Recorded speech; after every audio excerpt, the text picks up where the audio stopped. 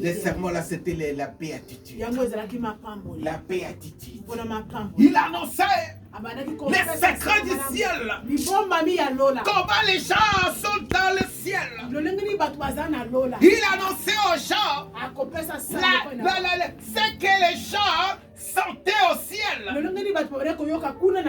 Oh, mon frère, Matthieu 5, verset 13 à 12, je lis en anglais. Matthieu 5, chapitre 5, verset 3 à 12. Heureux les pauvres en esprit, car le royaume des cieux est à eux. Heureux les affligés, car ils seront consolés. Heureux les débonnaires, car ils hériteront la terre.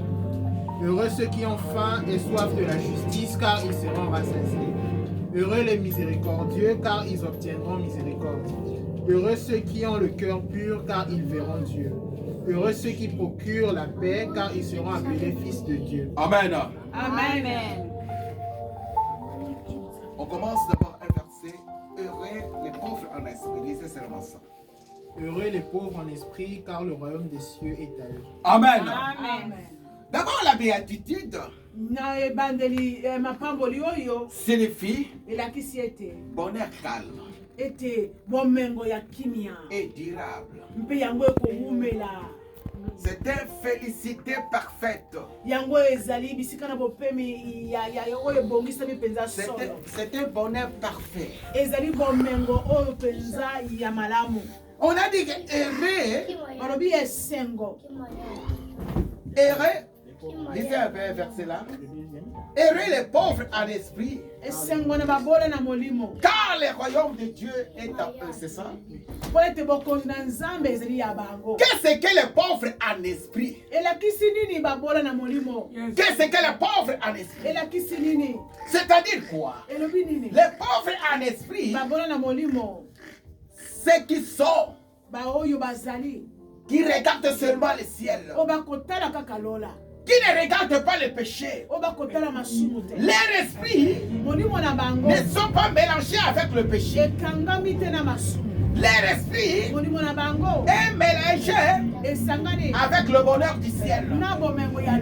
Ils ne sont pas, ils n'est pas indépendants. Ils dépendent de Jésus-Christ. Ils dépendent seulement de Jésus-Christ. Ils regardent Jésus-Christ. Pauvre en esprit. Pauvre de ce que le monde fait. Pauvre de ce que les gens font dans ce monde, de pécher, de commettre le péché, de méditer le mal, de méditer le mal, comme les sorciers se réunissent la nuit, même les jours, ils méditent pour tuer une personne, pour bloquer le travail d'une personne, pour bloquer la vie d'une personne. Ils méditent là, mais les pauvres d'esprit, ils regardent seulement le ciel. Il n'est pas indépendant. Il dépend seulement de Jésus-Christ. Il dépend seulement de Jésus-Christ. Il regarde Jésus-Christ, le Seigneur et Sauveur. C'est pour cela Jésus a dit, c'est difficile qu'un riche entre au ciel. C'est difficile qu'un riche entre au ciel. C'est plutôt un chameau peut entrer, peut passer dans les trous d'une aiguille. Pourquoi il a dit un riche? Les riches du péché. Les riches du péché. Même Dieu a beaucoup d'argent. Si tu n'utilises pas cet argent-là pour la gloire de Dieu, mais tu prends l'argent-là pour faire du mal aux gens, pour faire des magouilles, là tu es un mauvais riche.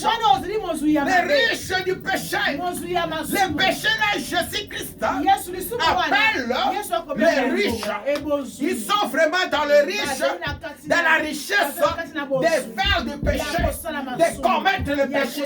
Jésus a dit, vous êtes riches dans ce monde-là, de faire de commettre le péché. C'est pour cela, les ciels est fermé pour vous. Les ciels est fermé pour les riches. La Bible dit, et elle a dit maintenant, que le pauvre en esprit, le royaume de Dieu est à eux. Nous sommes les champs. Nous sommes les champs.